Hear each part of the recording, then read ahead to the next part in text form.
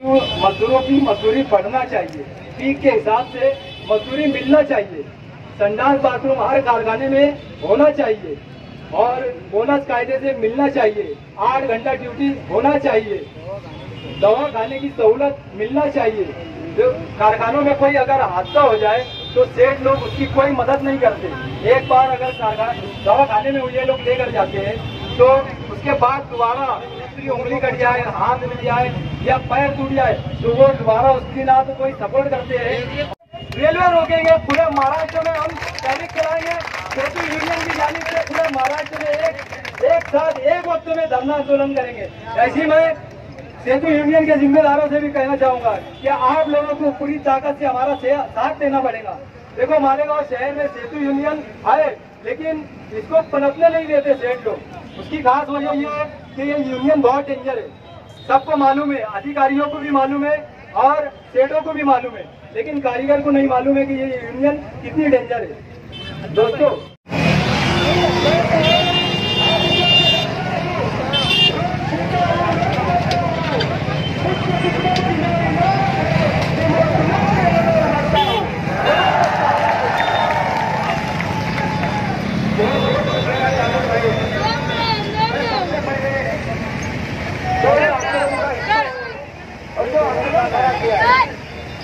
मैंने देखा है आज तक कामगारों का और कामगारों ने खड़ा किया हुआ आंदोलन ये मालेगांव का पहला आंदोलन है।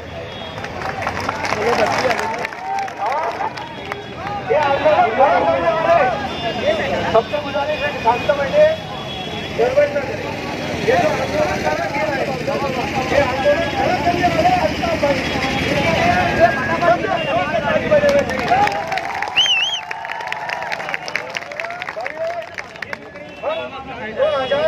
चौदह से आंदोलन चला रहे कामगारों के अकेले लड़ रहे का क्या नहीं लग रहा है। शुरुआत से शुरुआत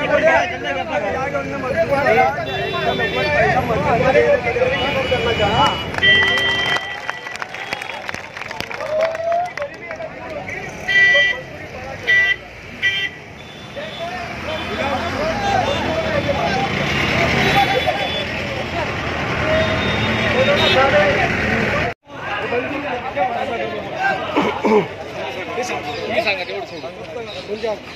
अल्ताफ भाई एक सेकंड, अरे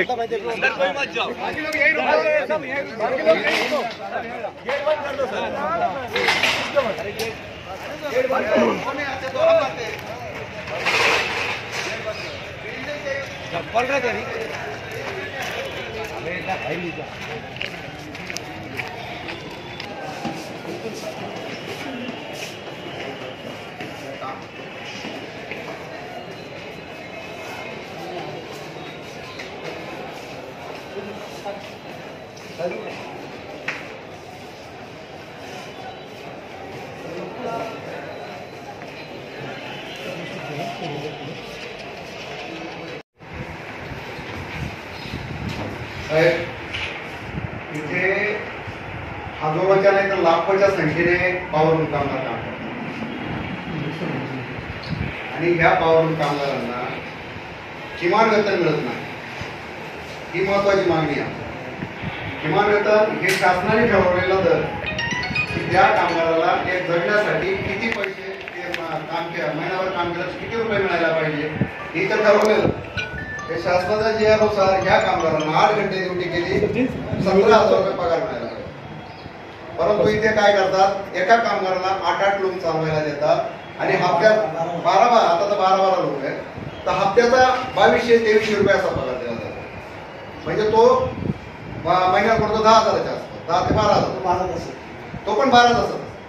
तर ही आमची विनंती आहे की इथे दुसरी गोष्ट असं आहे की माननीय मुख्यमंत्री हे असताना कोण आपले उद्धव ठाकरे असताना त्यांच्या जे कामगार मंत्री होते हसन मुश्रीफ साहेब यांनी घोषणा केली होती की आम्ही पॉवरलूम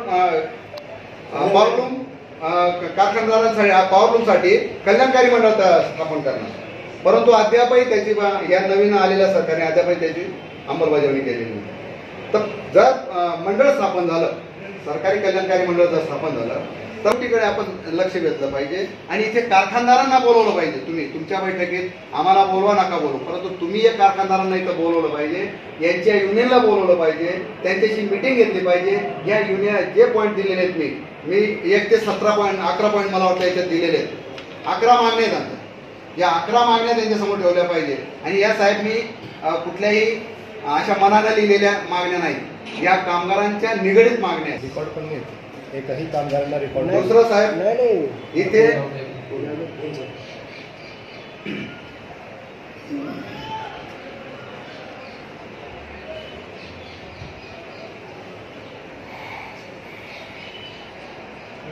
बोनस ऍक्ट कायदा ईद आली की 2000 रुपये, ते पण सगळ्यांना नाही भेटत. बोनस ऍक्ट कायदा काय सांगतो, मला किमान वेतन जेवढं असेल तेवढा 8.33 पगार मिळायला पाहिजे कामगारांना. दुकाने राहते केलं पाहिजे, तिथं बाथरूमची व्यवस्था पाहिजे, पिण्याची पाण्याची व्यवस्था पाहिजे, प्राथमिक गरजा आहे पाहिजे. आणि कसं लहान मुलं असेल तर पाण्याची व्यवस्था पाहिजे. असं ते कायदे आपण कामगार पाहिजे. आता कोर्टाचं नंबर घेतोय त्याच्यानं बोलू, तुम्हाला एक बोलवतो आणि आई दुसरा मुलामध्ये मिटिंग घेऊ, आदेश काढला. साइडिंग जो है सेफ्टी एक्ट में अपने मालेगांव में कई साइडिंग है, 3 साढ़े 3 लाख वॉल कंपाउंड है. वॉल कंपाउंड सेफ्टी एक्ट में जहाँ बॉयलर है वो सेफ्टी एक्ट में वो सेफ्टी एक्ट जो है 12 घंटा ड्यूटी लेते हमसे. 8 घंटा सेफ्टी एक्ट में आता. 3 टनाचे बॉयलर आहे. एक बॉयलर 1 टनाचा फुटला तर 3 किलोमीटर पर्यंत त्याच्या असर जातात. हा इतिहास आहे. तुम्हाला सांगतो साहेब, एक पुऱ्या मालेगावात जर कधी बॉयलर अटेंडन्स मोजले तर 10च्या वर बॉयलर अटेंडन्स नाही.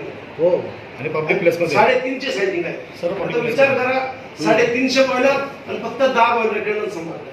त्यांनी आयडिया काय केलेली आहे, एका बॉयलरवर थोडं आमचं होतं म्हणणं, तुम्ही ह्या जिल्ह्याचे बॉस आहात, तुम्ही आले पाहिजे लोकांमध्ये, जरा तिथे लोकांना एक होतं काय म्हणतात जरा बरं वाटलं असतं तुम्ही जर आल्या तिथून. कामगारांची